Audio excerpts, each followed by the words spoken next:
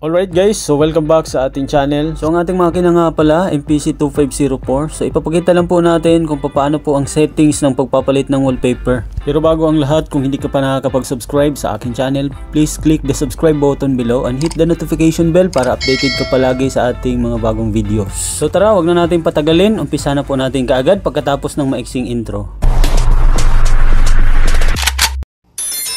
So ayan po yung screen niya, press lang po natin. Tapos makikita natin dyan yung wallpaper. So press natin yan. Yan. Tapos po, ito po yung lumalabas. So try po natin dito sa live wallpaper. Yan, sa gitna. Try natin yan. So tapos po makikita na po natin yung kanyang screen backgrounds. Kung ano yung gusto natin. Halimbawa yan, water. So press lang po natin yung sa baba, yung set wallpaper. Tapos iyan na po yung lumalabas. So ganyan lamang po kasimple magpalit. Parang ikaw, ganun lang kasimple pinagpalit. At meron din po tayo mapagpipilian.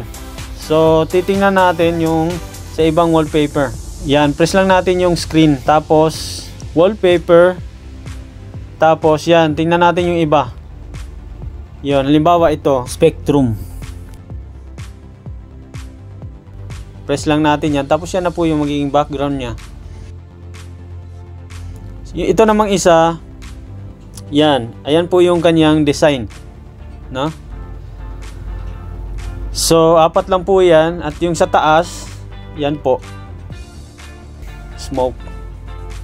So, kung gusto naman natin guys ng ibang kulay, punta naman tayo. Balik lang tayo dyan. Punta tayo sa wallpaper.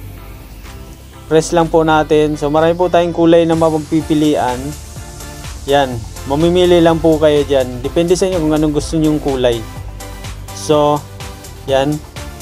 Merong ganyang kulay. Ayan po. So, napakaganda po. Napakarami mapagpipilian. So, may natutunan na naman po tayo sa araw na ito. Maraming salamat po sa inyong panonood. At kung nagustuhan mo ang ating video, please like and share. At kung bago ka lang sa aking channel, please don't forget to click the subscribe button below and hit the notification bell para updated ka palagi sa ating mga bagong videos.